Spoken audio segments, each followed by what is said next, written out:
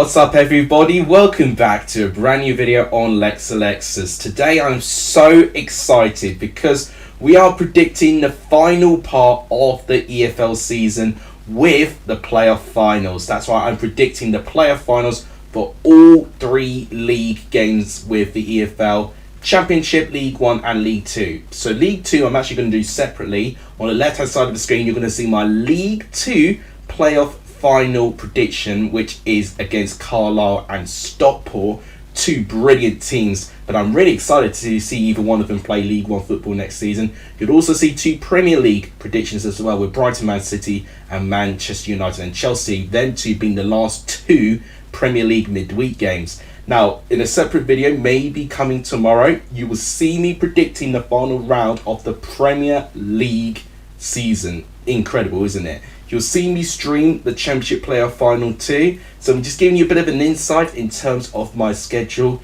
You may also see me do a live watch along of the Premier League final day of the season as well. And I think after that is when I'm going to start having my long break from YouTube, to be honest.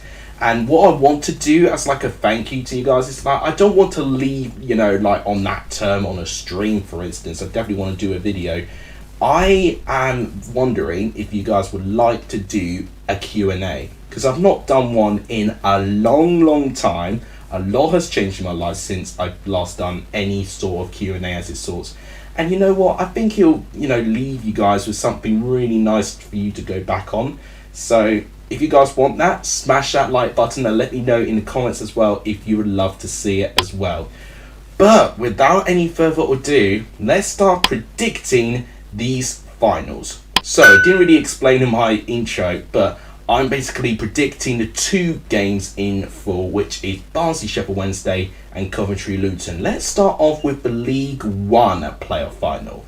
Barnsley Sheffield Wednesday, a Yorkshire derby. I think this is going to be a really interesting contest. Now, maybe fresh in your minds that Sheffield Wednesday lost to Barnsley quite recently. They were responsible, Barnsley, for breaking Sheffield Wednesday's, I believe, 15-16 game unbeaten streak going into this game. Sheffield Wednesday breaking all sorts of records this season, but Barnsley was the one spanner in the works that really kind of cut their momentum at the wrong time for them. They only needed 2 points, Sheffield Wednesday, to have a real chance of getting promoted over Ipswich. But they lost to Barnsley twice this season. I think Barnsley, if I'm right in saying, are the only team to do the double over Sheffield Wednesday this season. And Sheffield Wednesday have only lost one home game this season, and that was against Barnsley. And Barnsley at Hillsborough was one of only two games where Sheffield Wednesday failed to score at home this year. Can you guess what the other one was? Let me know in the comments down below if you guys somehow remember. So, the goal scorers that really had a lot of fun playing against Sheffield Wednesday in these two recent encounters was James Norwood, former Ipswich Town player and former Championship player, and of course Devante Cole. Those two players were the two players that have had the most success playing against Sheffield Wednesday for this Barnsley team. Sheffield Wednesday, however, we've seen them in their recent incredible comeback against Peterborough, where they were dead and buried, losing 4-0. No team has overturned a 3-goal margin in a playoff first leg, let alone a 4-goal margin. So Sheffield Wednesday really are trying to rack up those records, and it almost feels destiny for them to get promoted. But they do have to face the one team that they've really struggled to get anything out of this season. But if Sheffield Wednesday can get a result, it does show that they can overcome any team in that league, and therefore they deserve to be in the Championship. So the most recent encounter was at Oakwell, where Barnsley beat Sheffield Wednesday by 4-2. And what was very interesting in that game is that Barnsley commanded to a 2-goal lead quite quickly in that game. But Lee Gregory really pulled Sheffield Wednesday out of the ashes at one bit and managed to momentarily tie the game 2-2. So an impact player like Lee Gregory could be what they're looking for. I hope for his sake he's found his mask as well after that mass scramble from Sheffield Wednesday fans. Just to get through on a penalty shootout in itself is incredible. it really does feel like right now that Sheffield Wednesday are going to be playing with that positive spirit, getting through in the manner that they did, and the mountain they had to climb to get that comeback. It really does feel written in the stars, to repeat what I said there. But Barnsley did play quite well in their playoff game against Bolton. They did what they had to do. You know, they really weren't playing with too many chances. They got their one goal, they sat back, they really defended quite well actually, and that can frustrate Sheffield Wednesday there. It'll be interesting because I think we're going to see similar formations in the 4-2 loss for Sheffield Wednesday. Both teams were playing as a 3-5-2 formation. We could see that. We could potentially see Barnsley, more likely I would say, sitting back a little bit and maybe having a 5 at the back rather than 3 at the moment. So it's going to be a really interesting, mindset, and these playoff final games are just so monumental for any team's season. Barnsley will want to go up, for the first time of asking. It's what Barnsley typically do. Sheffield Wednesday have already had a season in League One. They'll be wanting to try and make a pretty swift recovery back to the Championship, and with 96 points and not getting promoted, you feel that Sheffield Wednesday should theoretically have earned it. But as a prediction here, this is really going to be the hard bit now. I'm waffling on because I don't really want to predict this game. It's so tough to predict. I think it's going to be feisty, with it being a local game as well. It's really, really going to be quite interesting. I am going to go for a 1-1 draw after 19 minutes. But will there be a penalty shootout? My answer is actually no. I actually think both these teams are experienced enough that they will know that they want to try and get this game done. I feel like Barnsley would be more likely wanting to play the shootout, but even with that, Sheffield Wednesday have proven that they can win a penalty shootout as well. So that's going to be a very interesting dynamic to play with as well. For a final result, I'm going to actually edge Sheffield Wednesday for a 2-1 after extra time victory. I think it's going to be a long game to try and get through. But whilst both teams figure each other out, I think it's going to be fireworks personally. I'm really excited for this one. 2-1 Sheffield Wednesday after extra time I'm going with here. Let me know what you think in the comments down below. Right, this is the moment you've been waiting for. The Championship playoff final predictions. It is Coventry against Luton Town. Right. Now, my track record in terms of predicting the playoff final winner is a little bit hit and miss. Recently I've been doing all right, but then I remember infamously in my first season within doing predictions, I wrongly predicted Brentford to get promoted over Fulham, but since then I've been on a pretty good streak. But there's no guarantee it means I'm going to get it right, and honestly, I think this year is the hardest year to predict the winner. Honestly, because I can easily see both of these teams winning for entirely different reasons. So, Luton got through, terrific comeback against Sunderland after losing the first leg game, and they really battered Sunderland for large proportions of that game and really could have scored more than the 2 goals that they did. Maybe it was a little bit fortunate that they kept the clean sheet. Sunderland did go really close to scoring at a couple of stages and had a couple of decisions go against them, but as I previously said, Luton got the job done and they defended very, very well when they had that 2-goal cushion. Coventry had produced a miracle. That is all I'm going to call it. It's a miracle. Middlesbrough, since Carrick came in, had not failed to score at home. They've been a monster to deal with their home games. But Coventry rack up to the Riverside Stadium, defend for their lives, and with a small moment of quality on the break, Gustavo Hamer scores a brilliant goal to get the only goal for that game. And honestly, it was like hearts in your mouth moment if you're a Coventry fan. But what a bloody win that was. Incredible. Up there for one of the results of the season for me.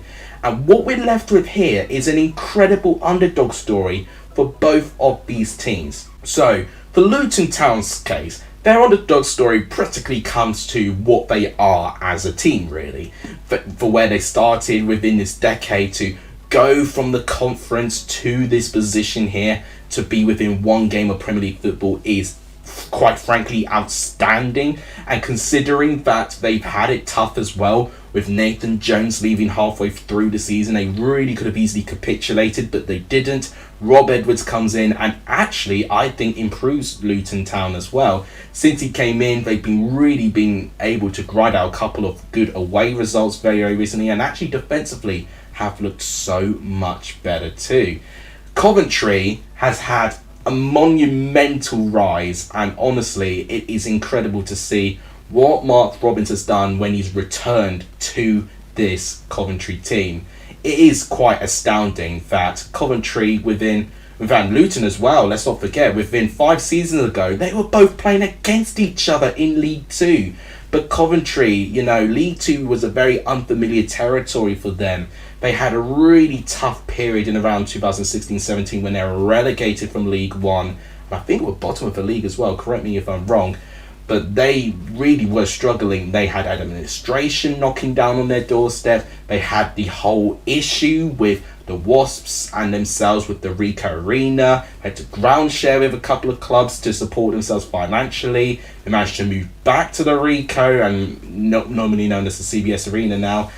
It is honestly incredible to see this Coventry team take through leaps and bounds, and I've already seen the progress with them actually staying a couple of seasons in the Championship. But now they have the chance to beat a Premier League team for the first time in over 22 years. I mean, there is a lot of comparisons going around in the internet between Coventry repeating what Nottingham Forest did. Nottingham Forest had a very similar absence from the Premier League. In fact, they had a 23-year absence from the Premier League, Nottingham Forest. So Coventry's absence is going to be a slightly shorter one, but only by 1 year. But I think the main difference here is that this Coventry team were really, really struggling at one point and really looked like that down in League 2, and they were, had to get promoted via the playoffs as well. It's one of those teams where they really could have been fighting down for their lives in League 2, but instead they made the right decisions, invested in some brilliant players over the years, and now they've got themselves into this position here, where likewise with Luton, they're 1 game away from making it into the big time.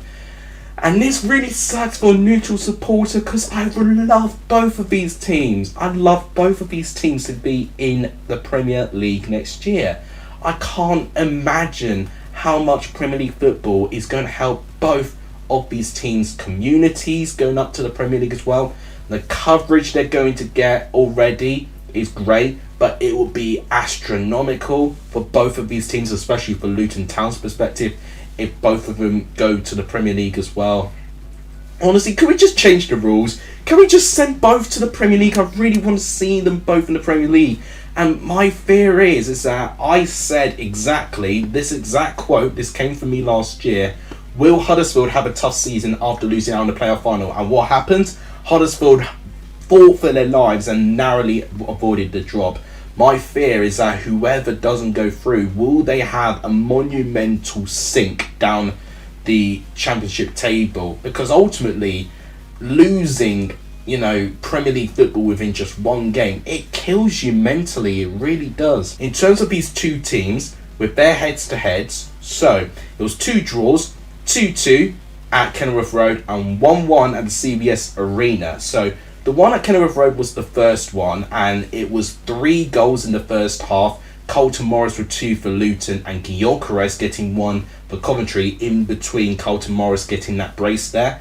The second goal came in for Gustavo Hamer later in the second half, and ultimately what we saw here, which is a lot what people are pointing out, that Gyökeres and Hamer are 2 very important players for Coventry. And I'm like, yes, of course, take one of them out of the team, Coventry do look a little bit more vulnerable. But I think it's also very important that some players don't get missed out for some of the roles they have to play in as well. People like Bidwell, I saw in the first leg between Middlesbrough, I thought he looked really good.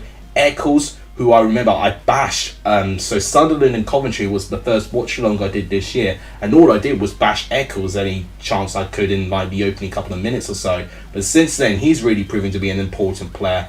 There's so much about squad. McFadden at the back for his leadership, for his defensive work there. He's been terrific as well. And we're even like missing out, like the long-term players like Matt Gordon, who's chipped in and has provided some very important moments for Coventry this year. So the game at the CBS, which happened more recently, that actually started very quickly with a Tom Lockyer early goal. But then Matt Gordon, as I said, very important moment there, he scored a penalty just before half-time to make it 1-1. And then the second half was a little bit cagey. Coventry went down to 10 men as well. So ultimately, I think we'll get a close game again. And the fact that we've had 2 draws between these 2 teams, it really sucks for me. At least with Barnsley and Sheffield Wednesday, I could have a kind of an idea with Barnsley immediately doing well. I mean, I've not backed Barnsley, but ultimately, it gives me more of an idea that, you know, at this moment of time, with this game at least, there's really not much to separate it. I'd love both these teams in the Prem, I really do, and this sucks for me because now I've got to make a prediction. Please don't take it personally, Luton or Coventry fans, if I don't predict your team to go through, because honestly, I would say this here, I'd love both teams in the Prem. Easy money. If it were down to me, you'd both be a Premier League team, but unfortunately it's not. I'm going to have to predict one of them to go through and one of them to probably have a tough season of Championship football next year. Oh, this is so painful. I'm going to go with my head over my heart here, I think. I think what we'll get is Luton playing with the same long ball type game, and McFadden and all that back line for Coventry will have to be switched on. Coventry, I think, will probably have spells of going on the counter-attack a little bit. And it's going to be interesting to see which team has more of a ball, because both teams don't really like to keep the ball too much, typically. But obviously, one team's going to have to keep it more than the others. Maybe Luton will keep it more, and Coventry will try and hit on the break. Gosh, it's really tough. I'm going to go for a 1-0. But which team? You can really flip a coin here. Could be a pen, could be a red card decision, could be a set piece. If it's a set piece, I'll probably be back in Luton. If it was a counter-attack goal, I'll probably be back in Coventry here. Oh dear. You know what? I'm going to stop faffing around and predict. I think we'll get a 1-0 win to Luton Town.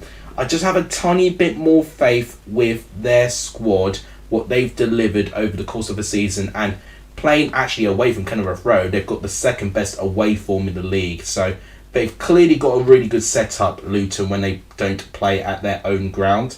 And I think that form might take them over the edge. I don't think there's a distinctive favourite, so I feel like it's a real coin flip. I've gone for the side of Luton to pick up a win, although Coventry have got a fantastic record with the playoffs, so it is really messing with my head because Luton aren't a team that have been in the playoffs.